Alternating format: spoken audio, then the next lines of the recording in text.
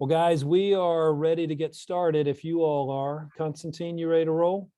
We're ready to go. All right, guys, y'all sit back for a moment as I do my customary intro. We'll be right back to you in a moment. Welcome to the smartest people in the room. We are so glad you are here with us, and just by showing up, you are already demonstrating your very own smarts. Today, I am pleased to deliver the perfect example of what this platform intends to do every time out. That is a dream team pairing of two really interesting, accomplished executives that perhaps may not be that well known throughout the entire music industry. I promise you will leave today a lot smarter and more inspired than you arrived. More on that in just a moment. Before we get started, let me take care of some business. First, to the audience, please feel free to introduce yourselves in the chat window. The reason we do these webinars is twofold. First, we want to showcase really smart people and the work that they do day to day in the industry. But the second reason is a bit more nuanced. Many of you know that I am a music industry headhunter. I place music executives in roles throughout the business. In this series, my goal is to help you make more connections, and I invite you to take full advantage of that opportunity. Specifically, I invite you to engage with the speakers and the other attendees in the chat of the Zoom. Please introduce yourselves, share your LinkedIn profile, say hello to your friends, and make some new ones. And please ask questions of our speakers. We will try to address as many of those as possible during the session. Also, please make sure your chat is set to address speakers and attendees. I also want to thank our program sponsors, for without their support, this program could not remain free. Thank you for First Horizon Bank, Turnkey ZRG, Four Roses Bourbon, the Tennessee Entertainment Commission, Lightning 100, Tennessee Brewworks, Moo TV, Jive Printing, Project Music, and Cushmasters. So let's get down to business. In today's host seat, we welcome from the remote desert island somewhere in the Caribbean, namely Grand Cayman, Frank Schilling. Frank is one of the most successful internet investors of the last 20 years. He's built a series of domain name related businesses from scratch, was voted the most successful domain name investor of all time, and then after a successful career sold his naming businesses in a series of 4 transactions to GoDaddy and Tucows in 2020. Frank remains an active investor, a resort operator, real estate developer, creator, and shareholder at LXL Group, Desktop.com, and Triller.co. In his spare time, he's building Mykonos by LXL, Grand Cayman's newest and most exciting restaurant, featuring the largest wine cellar on the Atlantic seaboard. Frank is a helicopter pilot and an avid car collector. Welcome, Frank. So glad to have you with us today. Great to be here. And joining Frank as today's featured guest is Constantine Roussos. Constantine is a Greek Cypriot entrepreneur, musician, songwriter, engineer, and producer. He's engineered and produced albums by artists and bands that include A Family of Snail, Kate Quinlan, Some Change From Us, A Pigeon's Rhythm, and many others.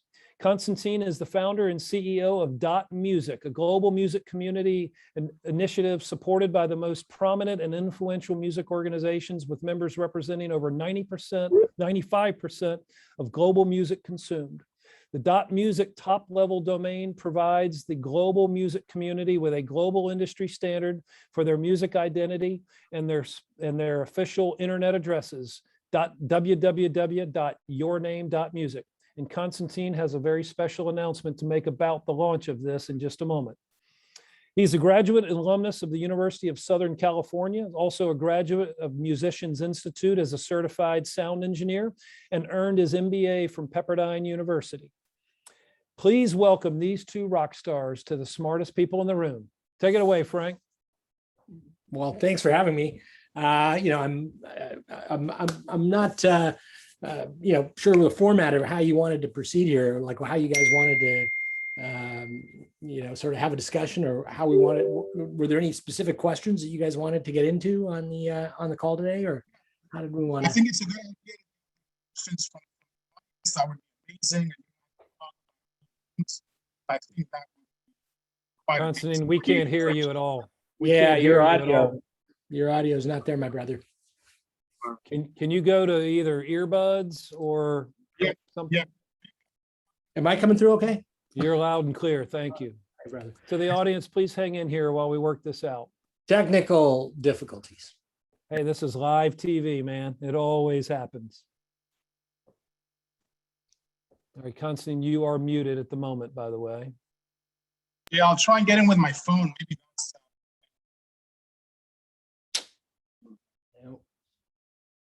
Live TV. Hmm. So Frank, how in the world do you engineer selling 4 companies in the year of COVID? That is a remarkable. Well, you start in the half year before. Good No, for we you. no, I mean, look, I mean, we probably could have done better if we held out longer. Although, I can share, I mean, none of the COVID lockdown, which was in full bloom when it all went, when everything was going down, none of that impacted the economics of the deal. It wasn't like none of it changed anything. So, but we could have probably, it's hard to say. I mean, timing is everything, and it was a great transaction for the purchasers. Congruent transactions, like it aligned with what they're trying to do on the purchasing side. But you either you have a feel for naming, and I've been in naming 20 years. It just seemed like a good time to, you can only do so much in your field, and then for me anyway, some people want to do it forever and die at their station. For me, I always kind of thought I wanted to do as well as I could and do everything I could to do a good job, and then subsequently, hang it up and ride off into the sunset when it was time to do that and do something else, because I want to have a full life. I'm inspired by guys like Rupert Murdoch, who are like 90 and still growing businesses. What was he doing? He was running a newspaper when he was my age, right? So I want to be able to do more and bigger transactions, bigger deals, more deals, different things, grow different things. And naming, it's a small industry, and I covered every corner at that time. And I kind of thought, well, I know what's in every neck of the woods in naming, and I could go back to it. I love it. It's just, for me, I wanted to do something more. And it's kind of like, in domaining, when you're buying domains for domain portfolio, you buy one name, then you buy another name, then you buy another name. Pretty soon you look back, you got a whole rail train full of cars behind you, and it becomes hard to stop. You're rolling along the tracks. You're like a big long train. You can't stop. So, we ultimately, I thought it's just like that with the profits. You make money along the way, and you're making money, and you're investing. You're buying real estate, you're buying property, and you're developing it. And pretty soon that takes on a life of its own. Just all the stuff you accumulate along the way. And so we started to realize that was more interesting, because some of the gains in there were greater than the gains we were making on a percentage basis in naming.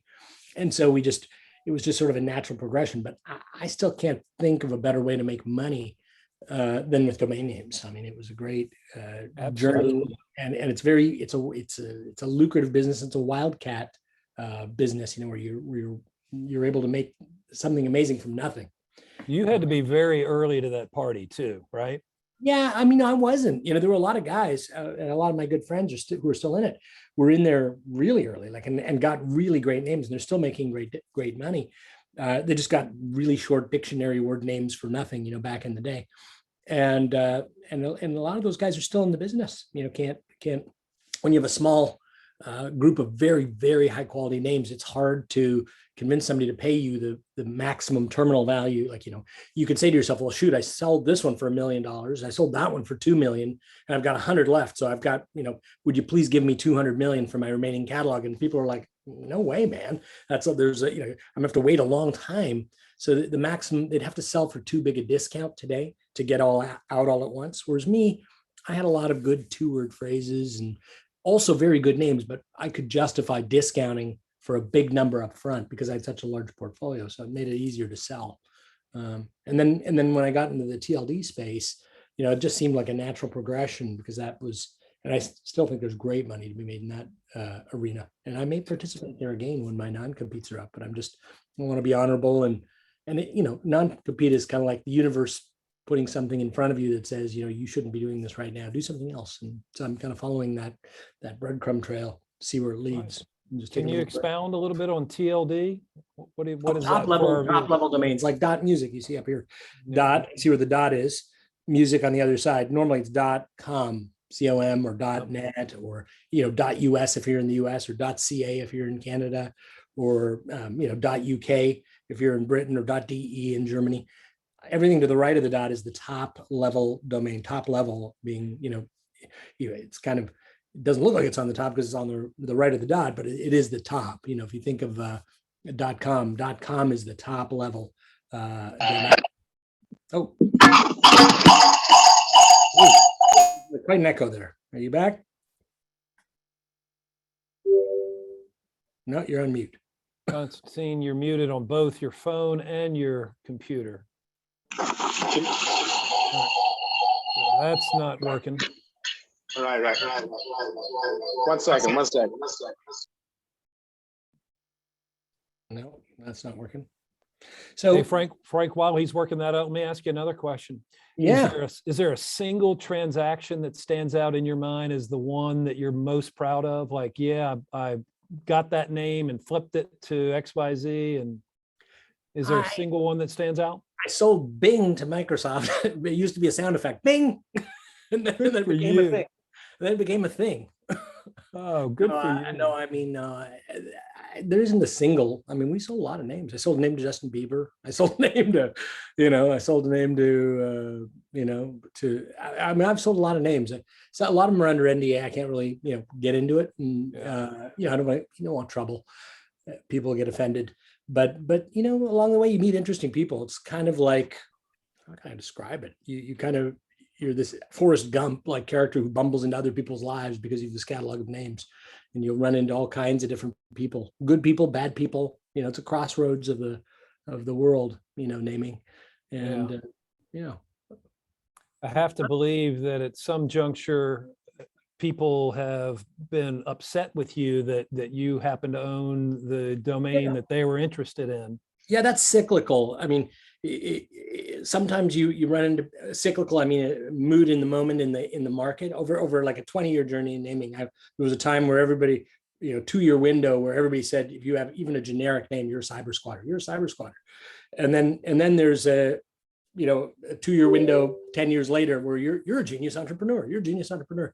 The truth is, you just avoid the trademarks and you get there first. And it's like real estate, in the past, if you bought a lot of real estate in Florida, you were a land baron, you're no good, selling swamp and whatever. And pretty soon everybody comes down there, the swamp starts to disappear. And now you're a genius real estate developer in South Florida. It's the same kind of dynamic. It's all human perception, it's all a perception and at a moment in time, depending on how big a market is and the zeal of others to also be in it and how big the ecosystem is. As more people got into naming, you become less of an evil land baron squatter and you become more of a genius entrepreneur because everybody else is also a genius entrepreneur. They just have less stuff, And so it's like, I think it's fascinating. Really label. Yeah, it's very human behavior, like very, very analogous to real estate naming. Well, good on you. Constantine, do we have you? Yeah. Is this better? Can you guys hear me? Now we can. Now we can. Now I get to shut up and get out of the way and let you two enlighten our audience. Ladies and gentlemen, Constantine Roussos is in the house.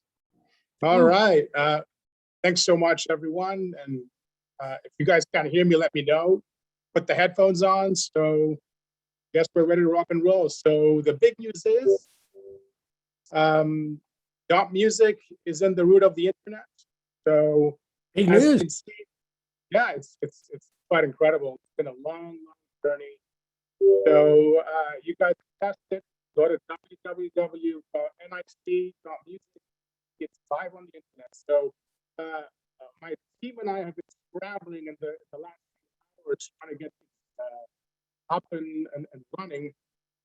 So we a bit of a late jumping into this great podcast. So I'm excited to be with everyone. It's amazing.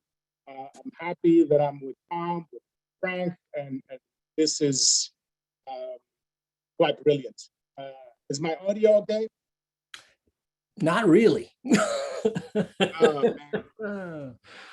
Yeah. Okay. Maybe I need to. There. I shouldn't be moving, right? Yeah, that's right. Whatever you're doing now, doing that. Okay. I will not move my head. I will be straight ahead. Is that better? Yes, for the time being. Right. Say more stuff. Okay, I'll say more stuff. So it's been a long journey. First of all, I'd like to thank everyone. I know, Frank, you've been in the game for a long time. You kicked a lot of butts along the way, and we're ready to start our journey as well with Dot Music. We've gotten a lot of demand, actually, a lot of inquiries. I can see my email like going nuts right now, which is great. And yeah, like it's quite overwhelming actually, because it's been such a long journey for us. I came up with this idea for Dot Music, more than a decade ago. So I'll give you guys just the background on how this came about. Back in the day, we had MySpace, if you remember. A lot of artists would go on MySpace, and they were beginning to get a lot of multiple accounts and spam and all this other stuff. Then some guy called Mark Zuckerberg decided to launch this social network called Facebook. So I guess my mic is not working really well here. Maybe I just need to restart my laptop. How about try talking just on your phone? Jump off of the video here and try your phone as the connection. That's a good idea. Tom, not your first rodeo. No, I've done about 120 of these now. Is this better? That's better. Yes, it is. Okay. Don't move. I'm not going to move. All right, so let me see here. You guys can hear me clearly, right? Crystal. Perfect. So yeah, the journey has been quite amazing, and we're ready to start this journey. And it's just, we're overwhelmed with a lot of emotion here. So again, going back to the story, MySpace was out, and all these musicians used to go to MySpace and put all their stuff on there. I remember. And this thing called the Facebook came out. And if you remember, the Facebook authenticated members by verifying their .edu email address. And I thought that's brilliant. And what's up with these top level domains? What's .edu? That's quite interesting. So every single university in the United States of America ends in .edu, and they have this policy which says only post-educational accredited universities in the United States can register a .edu. And obviously Mark Zuckerberg was really smart, and he said, that's how I can scale registrations and prove that in fact, these students are indeed students and you don't get scammers in the network. So I thought to myself, wow, that's what a brilliant idea.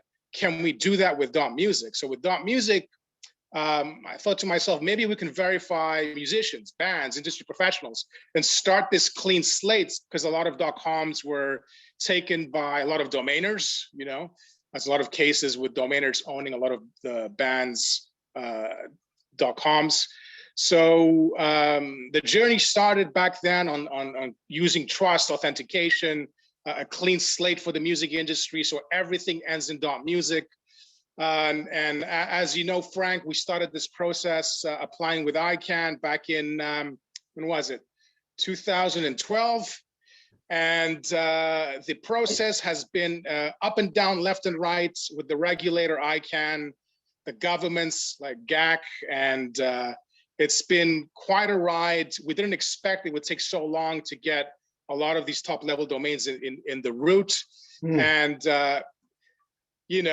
everything changed during the program. We didn't expect what we expected back in 2012. So we were left and right pivoting. The process was very uncertain, and that's why it's taken nearly a decade later to have Dot Music in the root. So the benefit is now we've got about nearly a decade track route to look at best practices. Again, Frank has gone through this with pricing, and maybe you can talk about all your great companies, Uniregistry, and your approach to user experience. But at the end of the day, we're happy that we're here right now at this moment, because we can launch Dot Music using the best practices you know, of the last, 7, 8 years, with all these new top level domains coming out, add a lot of innovation, and obviously be a verified and trusted top level domain where everyone on this network of .music is actually verified, so we know it's the actual person. So we're doing KYC like the banks do, like know your customers, so we know that indeed it's the real Frank Schilling, it's the real Tom Truitt, it's the real Jimmy Iovine, it's the real Madonna. So that's going to be very interesting. I don't know if Frank, you want to talk about again. I met Frank, a while ago, and I remember we were at an ICANN meeting, and he was presenting his registrar, in other words, his retailer solution. And I was with GoDaddy, obviously the biggest domain retailer. But looking at how Frank looked at users and people and getting feedback, I remember he was on the front line presenting on his laptop to me. He wouldn't let his folks present. And I'm guessing, Frank, can you tell us how you approach like user experience, getting feedback? Because again, your product, Uni Registry, I'm not going to say anything bad about GoDaddy, but the user experience of what you built was quite amazing. Can you tell us like how you got to that, and how was it through feedback, and how you made it so easy for people to register and move around something so complicated? And obviously at the end of the day, GoDaddy was like, wow, this is amazing. Let's buy this. So I don't know if you want to talk about it. So I mean, well, it starts with a problem, right? Every other registrar, when I started registering domain names, my reason for registering was to sell them, right?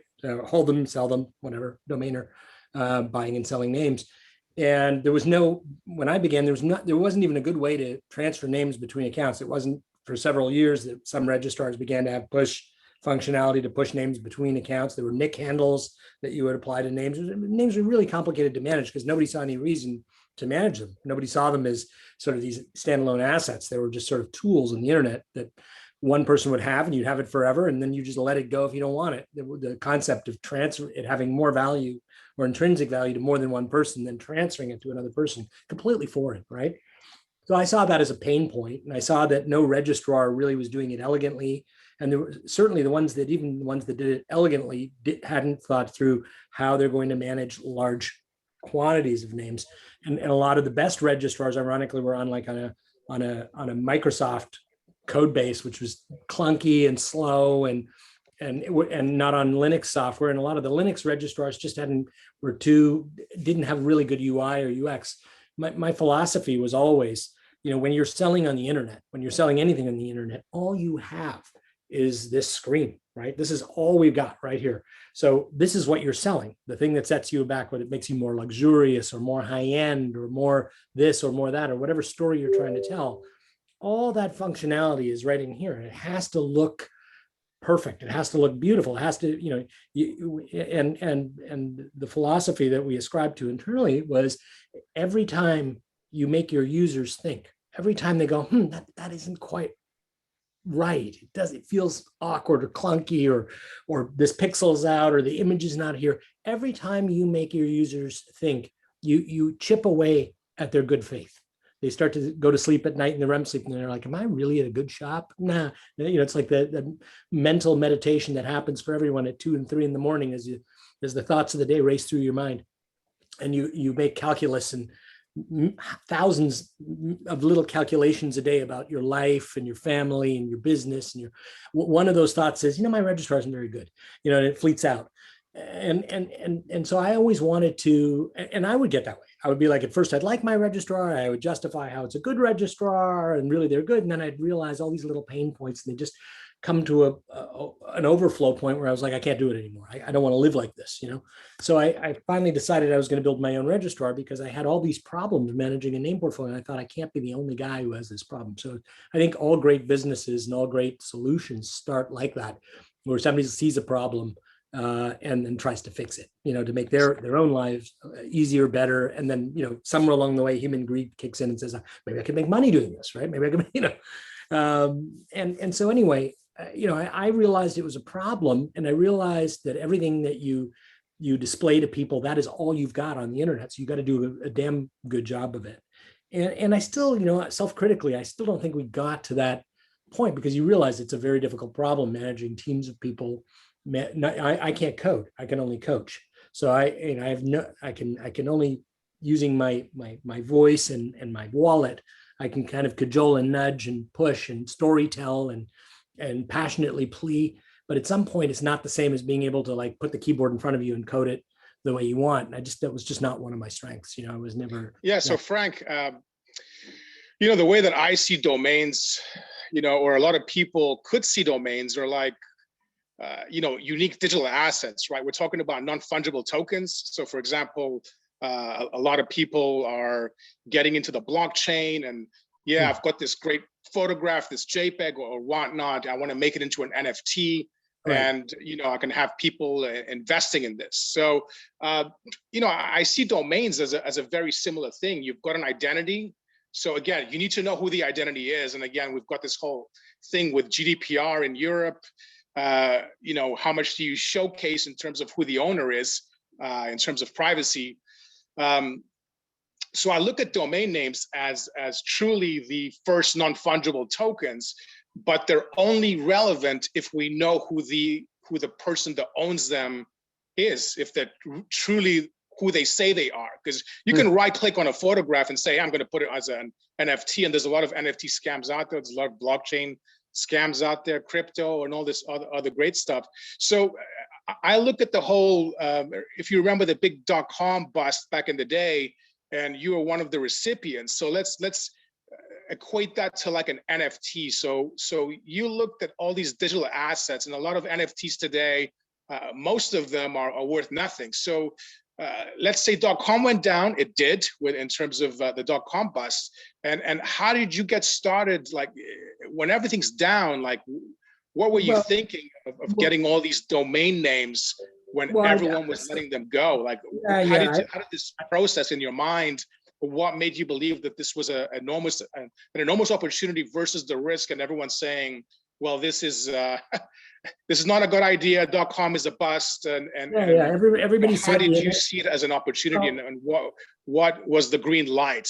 Well, I mean, it was super easy because names have utility, right? You can build a website on it. It's like a blank canvas. You can create your world on your name, light it up, put some content on it. Now you have an active website that you can communicate with other people. And I remember everybody telling me, oh man, the internet's dead now. Haven't you heard? It's dead. I mean, stocks crashing, but then we all went back to using the internet every day, for new content. I'm going to this website for this, or I'm going to that website for that, or this company's getting online with this tool to provide this service online. So the internet wasn't going away, but the stocks behind it, the flimsy models were melted away, and names I always saw as the complete antithesis of that. It was not a flimsy asset, it was the foundation, right? So if there's anything that has any value on the internet, it's the name. So it just seemed so common sense. It's like the light bulb. It's like saying, yes, the casinos are dead in Vegas, but the light bulbs are still there, and they come on and they still light up and they still glow and do what they're supposed to do. They're a light bulb, and domain names were kind of similar. They were just this sort of foundational element. It wasn't like everybody was leaving the internet. You could tell that. I think that was really where the rubber hit the road. You could tell that people were still coming to the internet to do things, process functions, banking tokens were showing up to do banking online, logins for, all kinds of different things were all just still arriving at the exact same time as people were telling you, oh, the internet's dead, it's going away. And that just seemed like an enormous disconnect. And so it was a happy coincidence that people were letting names expire. And then for a small period in time, I was able to get, almost anything I wanted, without impediment or competition. And that's a great moment, when everybody gives up on something because, they're highly leveraged and you're cashed up and you see that the clearing price is below its intrinsic value. You just feel it. It's palpable, works the same way, whether you're investing in real estate, domain names, public companies, private companies. You just get a feel for, there's something not right here. We were talking about music, and I'll share this vignette. I I started a record label, right? While I was still in the name business. This isn't a post naming thing. I was trying to help some kids locally who were making music in the Cayman Islands. There's a lot of great talent down here. People are doing hip hop, R&B, self-contained artists who really genuinely have talent. They're musical, melodic, just sounds like radio music, feels like radio music or club music. It feels legit, right? So, but these guys have no voice. They're on an island in the Caribbean. It's not calypso music. It's Miami music. It's hip hop. It's New York music. It's urban. It's very like you're in Atlanta, like you're in Miami, like you're in New York, not like you're in like Jamaica. And there is that music down here too, but that's not the artists that we were kind of listening to and trying to cultivate and help out. Because, I just felt like this is commercially viable music that should be released. Anyway, these guys have no voice, no money, no audience. I'm trying to help them out. So I promptly do what most people do who enter the music business. And I wind up losing about $1 million, give or take, on airfares, music video shoots, production, salaries, record contracts, clothing, jewelry, nonsense. But at least you're having fun. I'm having a great time. Artists are having the time of their lives, right? Money, not so much, right? A big bad investment. However, one day I'm in Los Angeles, phone rings. One of the producer guys, legit producer, like real world. You know him. He's worked with artists. Producers. We're having lunch or dinner or something at the Polo Lounge. He goes, "Oh yeah, and you've got that meeting." And what my assistant guy who's working in the label with me says, "Oh yeah, you've got this meeting," and I just totally forgot it. And he says, "Oh yeah, and after lunch we get that meeting over at this office with these guys and and the music app form and the platform and the app and So I'm like, okay, I'm just kind of going with it. I got time in my hands. I'm like just sort of following Forrest Gump like the breadcrumb trail. And where does it lead me? It leads me up to the top floor of Fox Tower in Century City, where I'm sitting in the office, and there's Kodak Black, and there's Lil Uzi Vert, and here's this moderator guy, and there's me, and there's there's all these hip hop people and this producer guy, and we're all having a roundtable discussion about how we can work together in the app and and these artists, and bring these artists from Cayman, and how we can do recording down there and record tax-free down in the Cayman Islands and all this. I'm like, I'm over my head. I'm in this, but I'm over my head, right? I'm like kind of being led along by my colleagues who are smarter than I am in this room, right? And I said, I'm sitting here for like an hour. I realized there's like a parade of other people who are coming in, like this hip hop writer, Stara, who I've heard of, and these other people who I'd never even seen her because she always covered her face in her Instagram posts. But there she is sitting across the room. I can look right at her. And I'm like, who owns this company? And it was this guy in the corner says, I do. So I was like, we chat for a little bit, and the company's Triller, right? This app, it's like a TikTok app. So I'm like sitting, I said, what's the value of this thing? And he says, about 130 million bucks. I'm thinking to myself, and this is a really good example. I'm thinking, well, shoot, my business is worth, 300 million.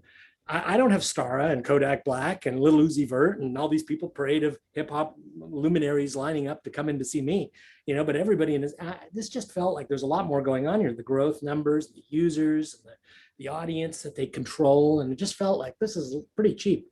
So I was like, I'd like to, do you need any investors? So anyway, long story short, I walked out of there. I bought 3.5% of the company. So it was a big investment, millions of dollars out the door. I didn't, even for me, I'm not a bottomless well. Like that was big money, just to park into this thing. I remember driving down Sunset Boulevard near the Beverly Hills Hotel right afterwards and thinking to myself, both feeling incredibly elated that I'd gotten into this thing and both incredibly petrified that I just pissed away, millions and millions of dollars on these guys who could take my money and just disappear into the ether, and I had nothing to show for it. And I could have never had that beanbag chair in that room. Well, that company is worth, they're raising money now at 4 billion, right? So that looks like a very prescient investment. But at the time, you just felt it, because based on the other things that you see and do and know, and just the things that you see happening, and you look at a cap table and you look at the way that the company's functioning, and anything can go disastrously wrong, but it just felt like palpable, right? And that's what I'm saying, whether it's in music or whether it's in whatever, it comes down to, understanding, what you're looking at, and then doing a little kind of commonsensical comparative analysis, like which of these things is not like the other, comparing to the other. Well, I know Bob has a company that's worth 10 million and it doesn't do shit. And I know that Dan has a company that's worth, 300 million and it's great, but it's terribly undervalued and has no revenue. And then I know there's this company that's growing, at the speed of light, and it's got a lot of momentum, but it has no revenue, but it has the potential for revenue. And I could see how, we all have the ability to do this. You don't have to be a rocket scientist. Yeah, that's why your name is Frank Schilling, my friend. That's why your name is Frank Schilling. Whether you're parking your car and it's raining and to park closer at that meter across the street where it's not raining by the covered overhang, or whether you're parking on this side where it's pissing down the rain and the meter costs twice as much, it's that kind of commonsensical real world analysis that we all do. I'm lucky. You have to be a little bit lucky that you have to have the capital to be able to do this. And you have to be a little bit reckless, where like, who the fuck would give $4 million to some stranger? Yeah, talking about reckless. A little bit reckless, but otherwise you're not going to get that big reward. How do you turn 4 million into 40 or 50? You need to you got to take that risk at that moment in time.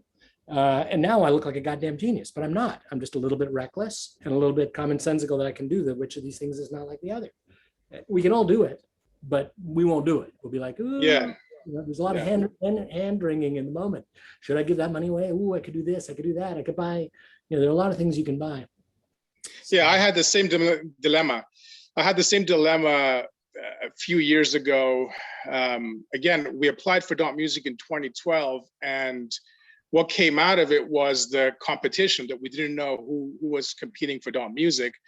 And it came out, it was a company called Google, very small company, another small company called Amazon.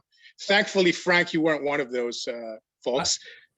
I met you in 2011 and you told me your passion for obviously that? Everyone wrote us off. And I would always get this thing in the back of my mind. Am I crazy? What am I doing? This is reckless. And the only thing that we have in life is our time on this planet, right? So I've been working on this for a long time, and we only applied for one top level domain. So my company only applied for one top level domain, that was Dot Music, and we were all in at this. But at that time, when everything came out, we're like, okay, we have to deal with Google, Amazon, a bunch of others.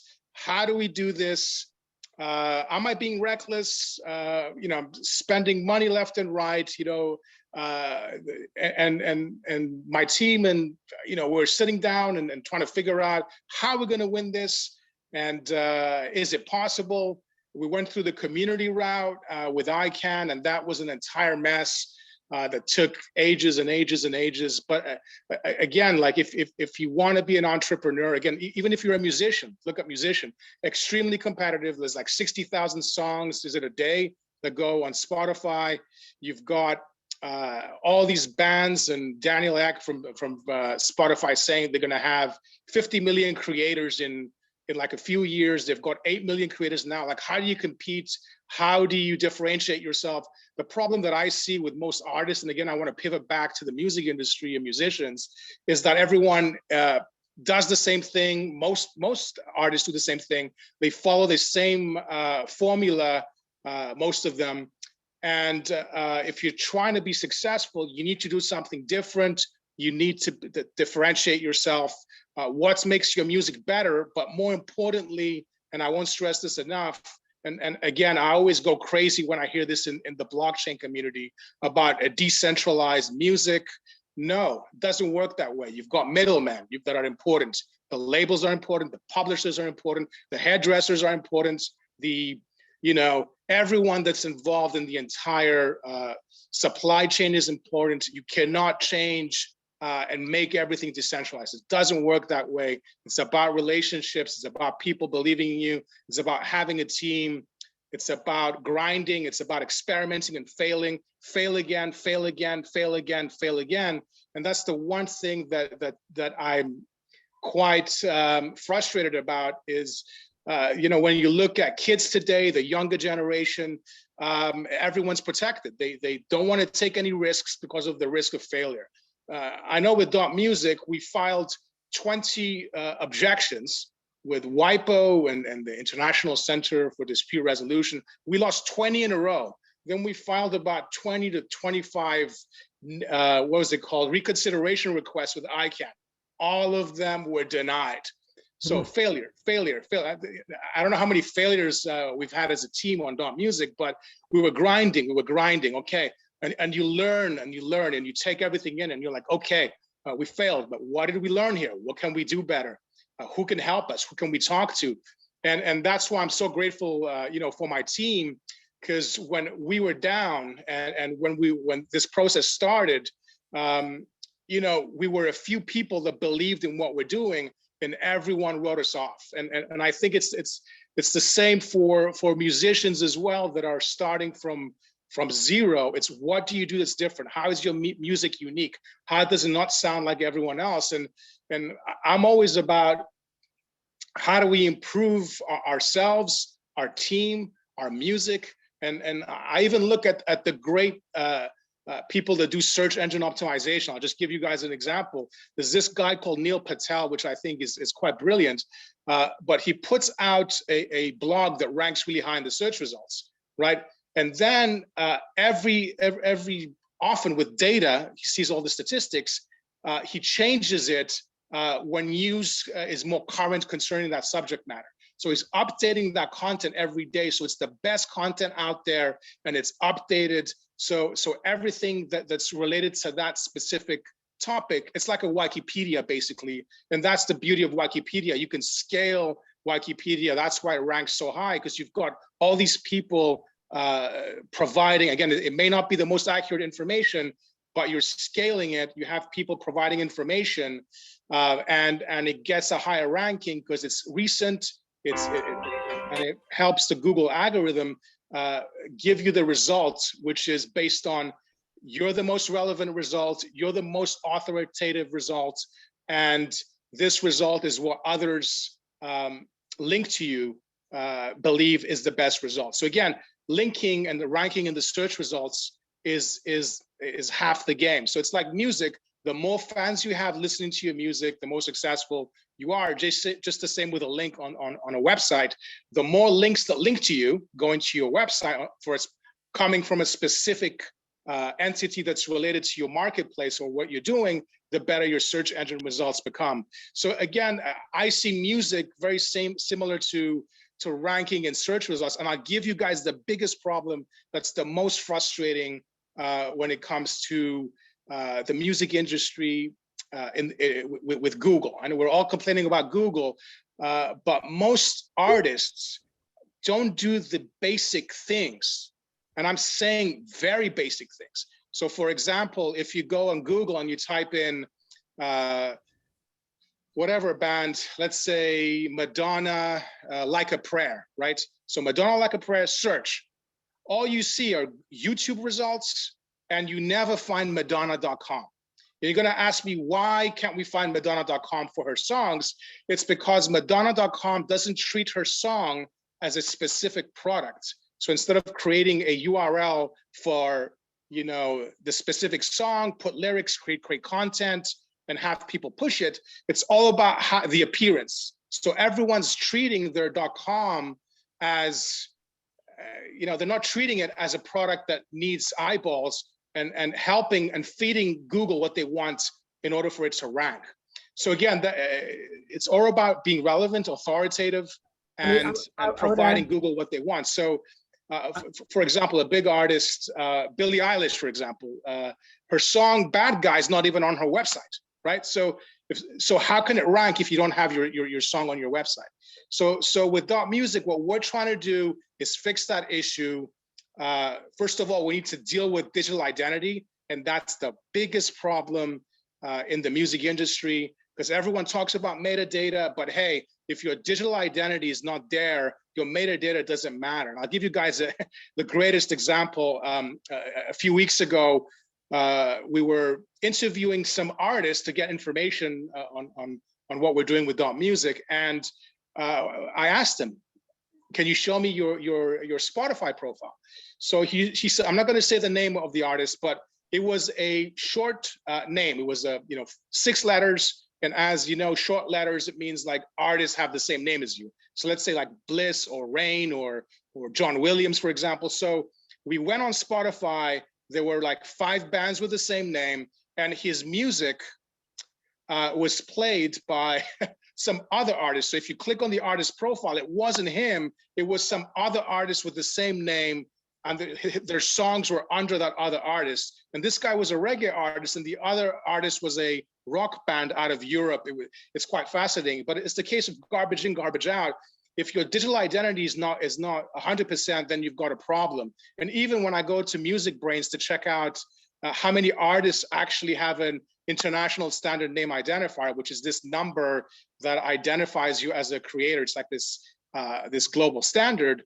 95% of creators or musicians on Music Brains, it's about 2 million artists that I saw, 95% don't have an ISNI number. So we're trying to help with that as well. So that way, a specific creator can be identified with an ISNI number to help with payments, identity, and all this other stuff.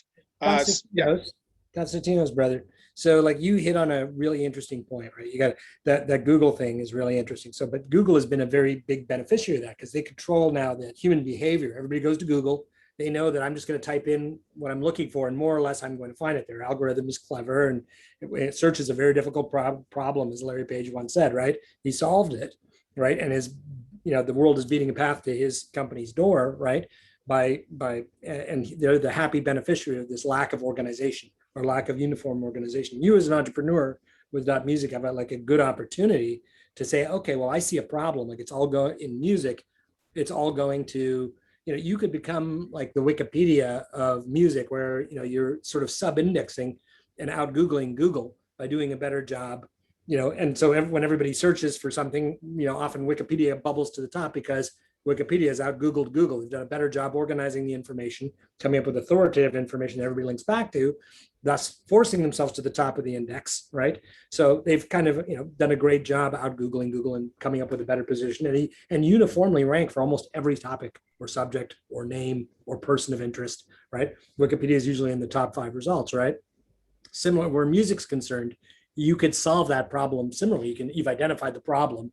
If you can organize the information, do a better job ranking it, but that is the user experience that you're going to have to solve. It's not like a great name is a great entree, right? It's inspiring to you. You could have gotten .music with an N instead of a music. And, if you were passionate enough about creating that user interface or platform that you can out Google and like Wikipedia bubble to the top and do a better job organizing the information. And, you will be able to do that. It's a happy coincidence that music is a top level domain. It's inspiring. It's, something that people identify with. And so if you can use that as a launchpad, but that's all it is. It is a launchpad. It's the best launchpad because it is what it says. It's self-descriptive. There's no denigrating it. You don't have to brand identify it. It's just natural turn of phrase that is not going away. Happy days, but it's not a magic bullet. You're still going to have to create that platform. Otherwise, the name will have its natural gravitas and ability to sell through GoDaddy, through another registrar. You will have revenue as you would with another namespace, and maybe even more so because it's such a great namespace. But that said, without the platform coming late to the game now, again, because it's taken you a long time to get that insertion into the route. A lot of the trains have left the station long ago.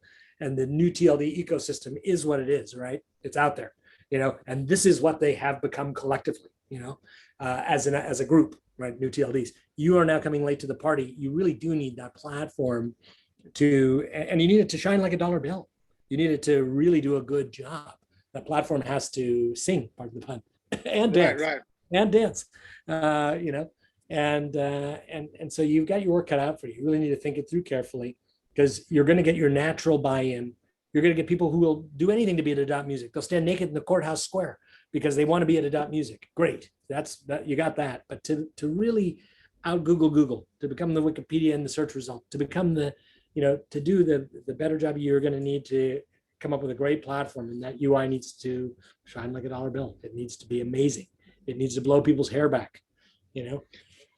Right. So yeah, I agree, and I also see crypto as quite an interesting development as well, because you did some stuff with crypto with your TLDs, and a bunch of other people have done some interesting stuff. More on blockchain, not crypto. Excuse me, same thing, I guess. But again, when I'm looking at .music, our thinking as a team is look, .music should be an identity. Like it's not a web address. It should be an identity. Because again, a domain name, when you look at the brilliance of the internet, it's interoperable. Everyone uses it. Anyone can access it. And that's the problem with that I see with blockchain is everyone's doing their own blockchain, and who's going to be the winner? And the thing is, you need mass adoption. You need everyone to use it.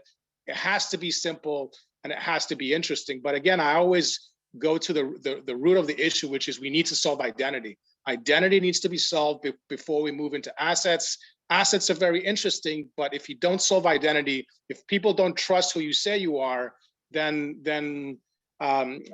that's a complete problem. And again, we look at all this blockchain coming out, all these technologies, and everyone's saying, Solana and all these other organizations, Ethereum Foundation, everyone says they're decentralized. It's not true.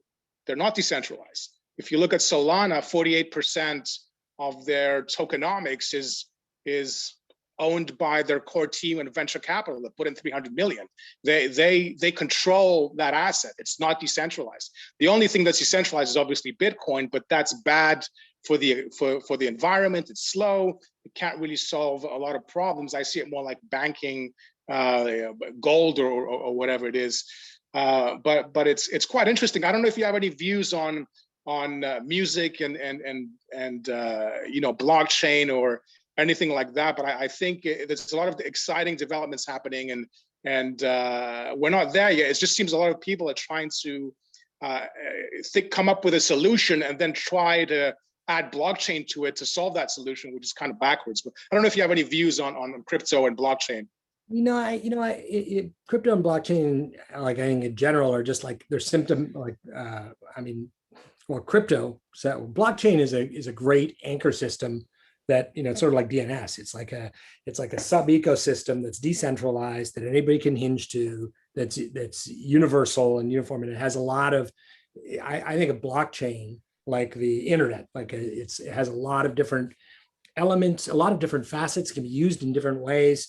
It's decentralized, nobody controls it.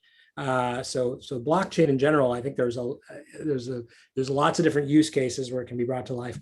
Crypto is more symptomatic of people thirsting for, a return. Like I can't freely spend crypto. I have to work to spend crypto, right?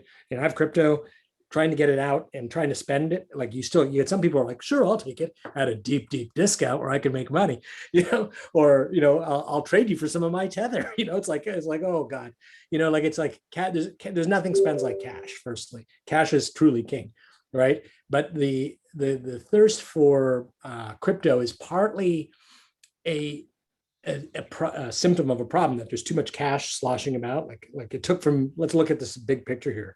Like it took from George Washington, first president crossing the Potomac in a fucking rowboat, to George Bush Jr. to get to 5 trillion in national debt.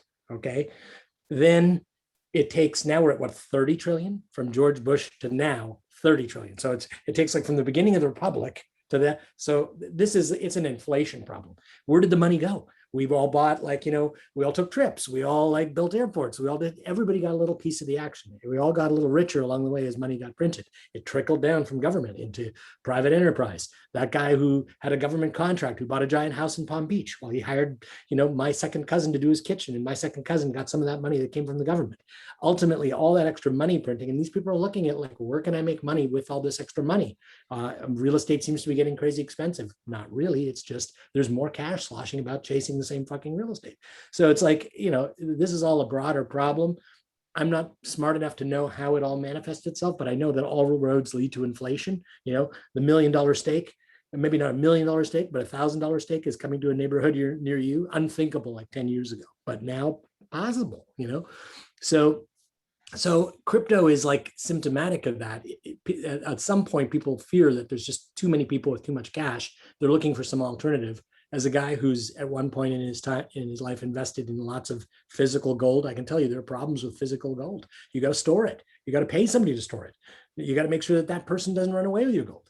It's heavy. Like moving a bar of gold is heavy, and it doesn't hold that much value. Your wristwatch is a better investment than a bar of gold.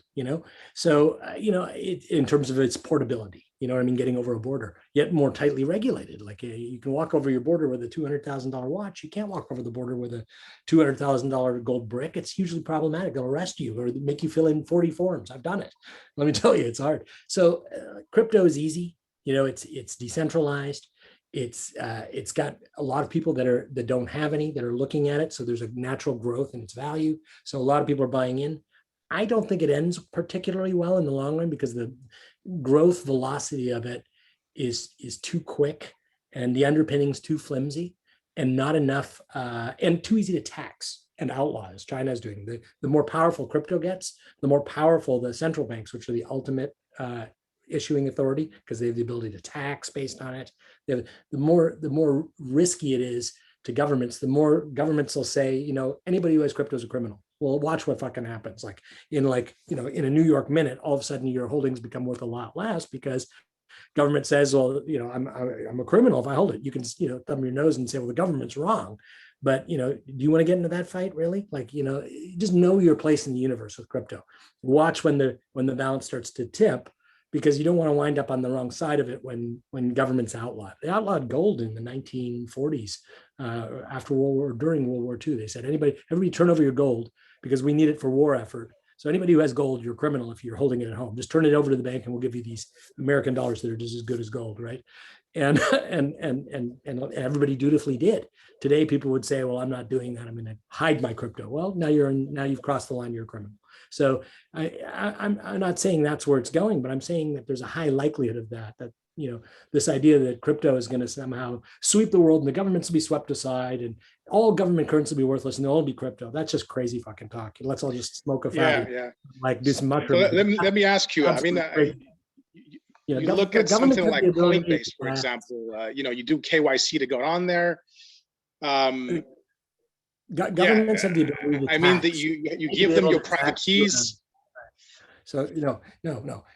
Listen, governments are ultimately in control because they need the ability to tax their people to make society function, right? So as long as you believe that and you don't think we're going to go to anarchy, and I don't, I think we're going to wake up tomorrow morning, there'll be a government, there'll be a flag. I don't know whose flag will be flying, but somebody's flag will be flying and there'll be a president of that country flying what country I'm living in. Right. And as long as that's the case, somebody's going to have to generate tax revenue. In order for that to happen, you need to have a currency that's ultimately controlled by government, right? That's what's going to happen. Right. Like personally, I believe that blockchain. Again, I'm not the biggest proponent of decentralization. I do believe it should be a hybrid model because I think that's safer for everyone, and that's how I see blockchain. And I think there's going to be a lot of innovation coming up with blockchain. I know we're looking at it, and it's a really interesting place. But again, with blockchain, you got to look at the technology, and you got to look at what does blockchain do that's good and better than the existing technologies that we have out there today. And I think a lot of people are not really looking at that. And I think it's kind of problematic. But I think there is a future for blockchain. There's going to be some winners, but 99% losers. I think blockchain and crypto, Constantinos, blockchain and crypto, two different things. Blockchain, central platform, like Earth, like planet Earth. Okay, blockchain. That's how I see it. Right? It's everywhere. It's not going away. The blockchain, it's decentralized. It's the mother Earth. It's the base. It doesn't make money. It doesn't lose money. It's just a platform. It's a flat canvas. Right? Blockchain, crypto, one currency or another. Ethereum, Bitcoin, whatever is a platform on the blockchain, right? So it's like and those are investable assets. I don't think a blockchain is not a good or bad or anything. It just is.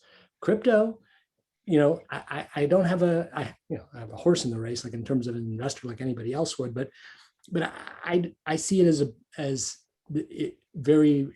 riskier, a much riskier asset. A lot of people don't see it that way, but I see it as, and I think there's a lot of volatility, which is good. I think it's a great way to invest, but you should just really don't put your family treasury into it. Like if you can make money along the way, great. Harvest, take your profits, move it to something else, diversify, right? Because I see it as, very, very volatile and subject to great risk. I see friends who are like, I'm going to just hold my crypto and I'm going to hold it forever. And that's all, and it'll be great. And I think you can, I know a lot of my friends have made great dough in it, as I have, right? But I see it as very volatile, you know what I mean? And I see a lot of downside in crypto because there's just Yeah, so I wanted to, maybe you can provide your insight. Again, this is not financial advice for anyone on here. no. But the way that I see crypto, for example, when I look at companies, is I do investigate their tokenomics, which are really, really important. So first of all, you need to look at how many developers does this blockchain company have? How many are actually using it? Another thing that I always look at is how many nodes do they have? And more importantly, you want to look at the 24-hour volume in comparison to the market cap. If the volume's really low in compared to the market cap, you've got a huge problem with volatility. And these are basics, but a lot of people are not even looking at basics. I don't know if you have any insights on how you see crypto investment, or just looking at it.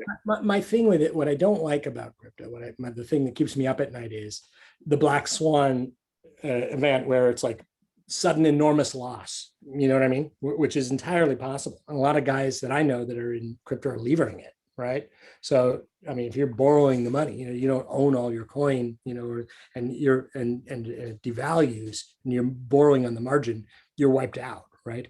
And a lot of the people that are doing this are just trying to, regular folks trying to make a return and think this is a good way, because it's kind of like jumping up and down on a piece of plywood over a gorge, and it's solid and then all of a sudden it just gives way. That's a black swan. I didn't think the plywood would break, and I'm falling down into a crevasse and to my death. It seemed solid to me. And I see it as uniquely flimsy because so many people are promoting it, and so many people have a vested interest in the cycle only going up.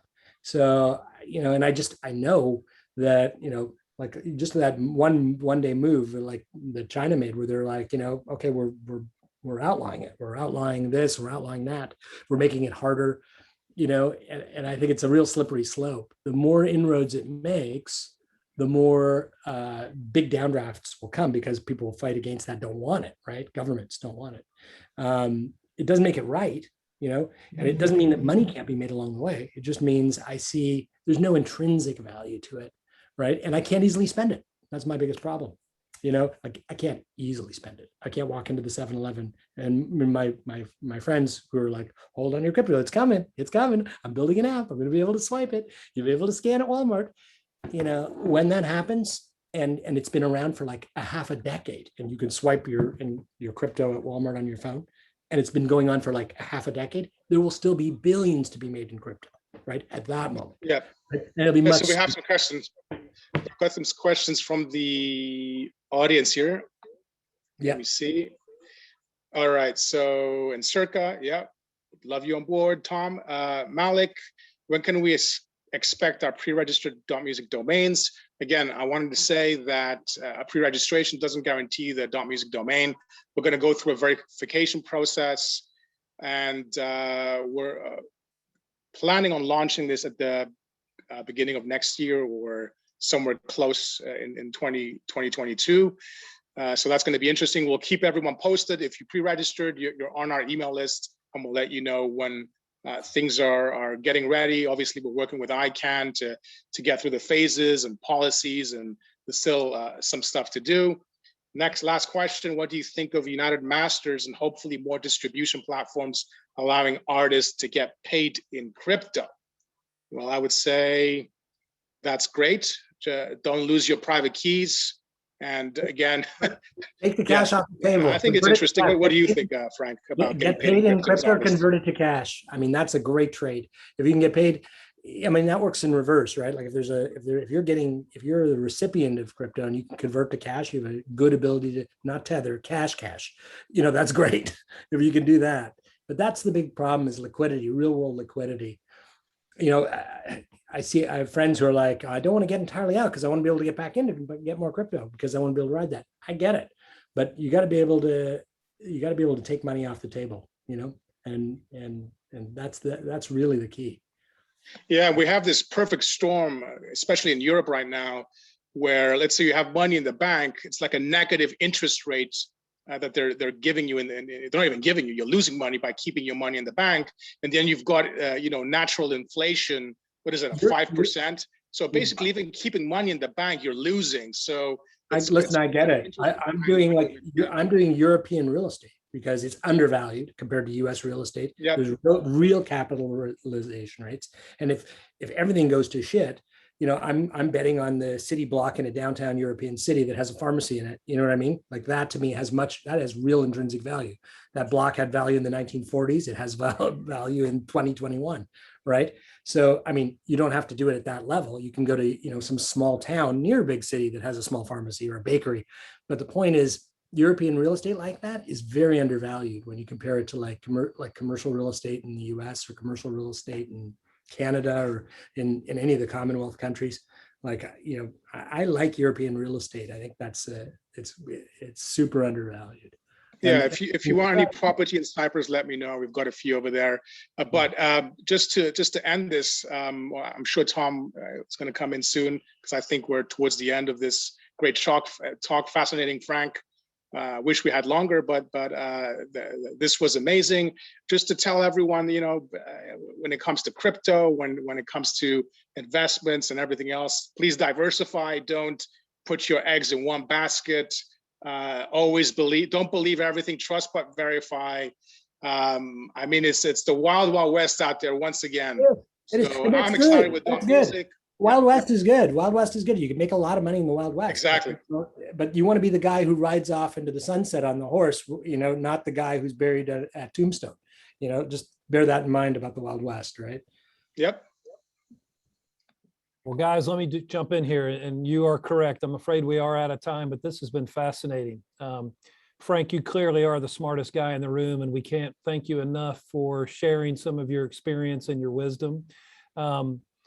It's funny, what you've done in domains is the same that other great investors have done in stocks and real estate and other hard assets. You just got to be smart about what you do, and timing is important. And you've mastered that, it looks like, in many ways. So good on you.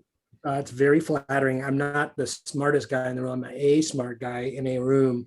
And there are a lot of smart guys and girls in a lot of rooms out there. Yep. I really mean that. Just common sense approach and buy low, sell high, take money off the table along the way, save, don't spend everything you make. That's how I kind of did it. And that's how you will keep doing it. So, like I said, keep it going. Constantine, congratulations to you and your team for finally getting .music over the goal line. It's very exciting. And there's a lot of questions in the chat that we didn't get to today regarding the timing of when this becomes reality for these artists that are eager to get their, claim their domains. It sounds like you somewhat answered that early next year. Yes. Is there a domain or a website you can send them to get more information in the meantime? Yes, they can go to www.nic.music. It's right here on my. You can see me right. All right. Listen, folks, to the audience, again, sorry about the technical difficulties at the top of the show, but I'm sure it was very well worth motoring through that. These guys have been incredible. And I thank you. I thank you to the audience for your continued patronage here. We'll be back next Tuesday and Thursday. We're going to finish the year with a flurry. Watch your inbox for the invites for that. In the meantime, be nice to each other and get a shot if you haven't gotten one. Take care, folks.